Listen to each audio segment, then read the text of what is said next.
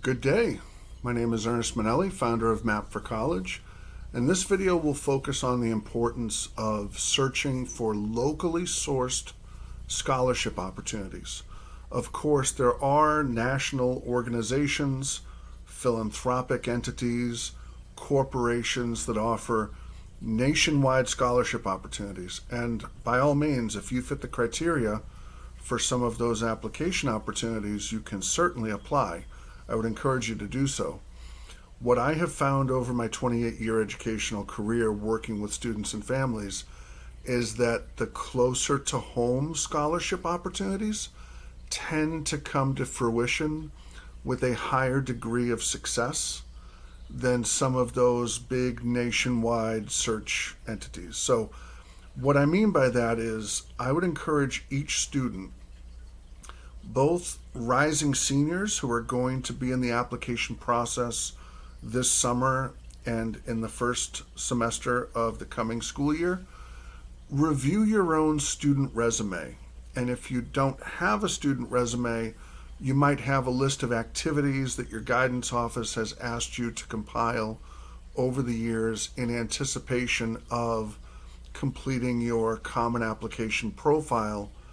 After August 1st, the Common Application Profile for each coming application cycle renews. So August 1st would be the time when you could do a lot of data entry.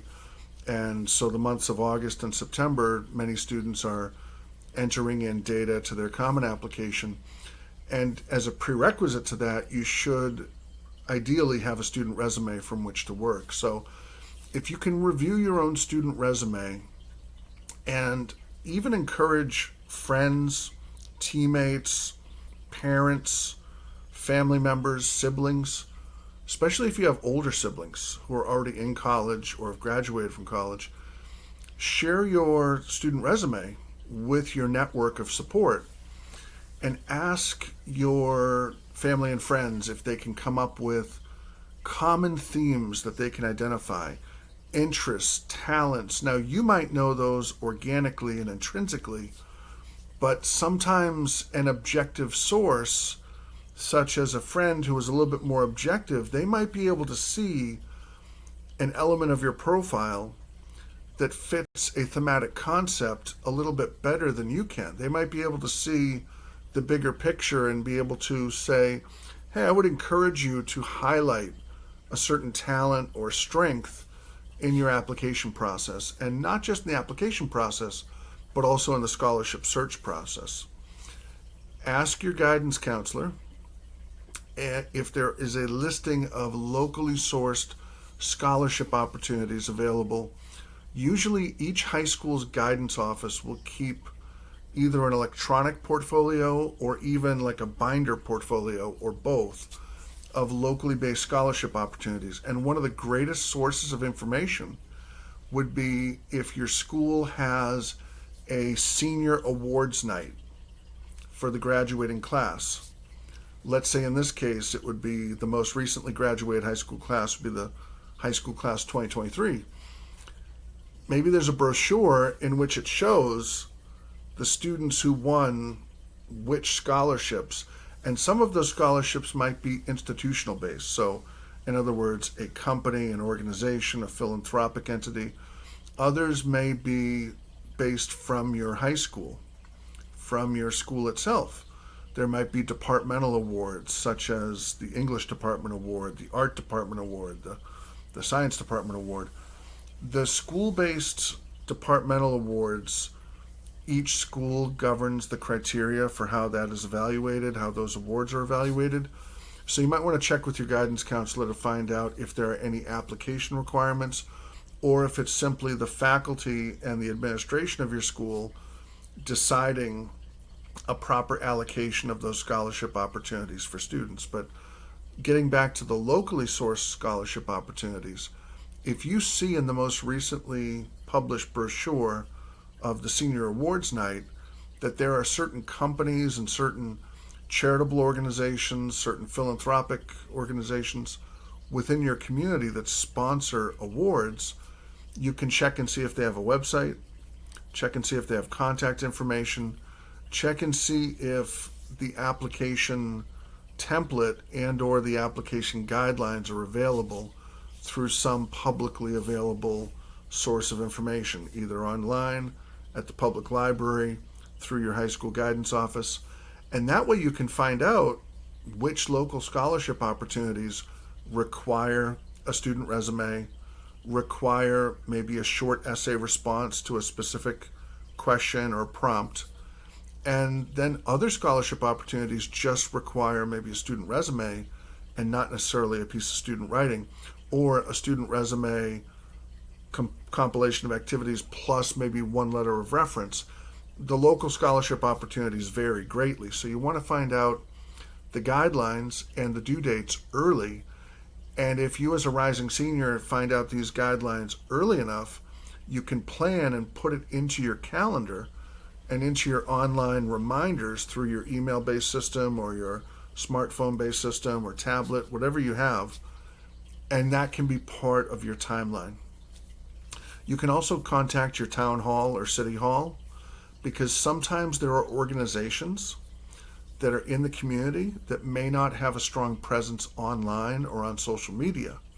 For example, here on the South Shore, just south of Boston, there's a local community in which there is a club that is sponsored and comprised of senior citizens in the community, and they do wonderful work.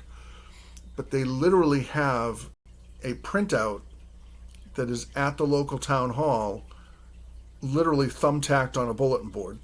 And it's also thumbtacked on a bulletin board at the public library. And that's their outreach. So you pretty much have to know about this group to know that, hey, they give a couple of $1,000 scholarships out each year.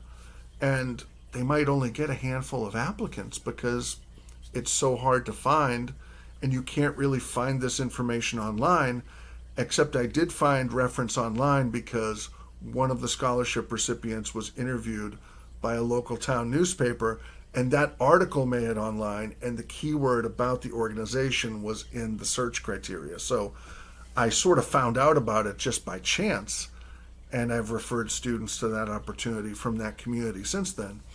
But all across America, there are opportunities just like that. Your public library's reference librarian would be a great source of information. And in addition, you can try organizations that your family members are a part of, or that you might be a part of. For example, let's say someone in your family is a member of the Chamber of Commerce. Either your town or city-based Chamber of Commerce or your regional Chamber of Commerce. I'll give you an example. In my town, in Massachusetts, we have a Chamber of Commerce for our town, but we also have what's known as the South Shore Chamber of Commerce, which is a multi-community Chamber of Commerce in which students may apply for both scholarship opportunities, both local and regional, through the Chamber of Commerce.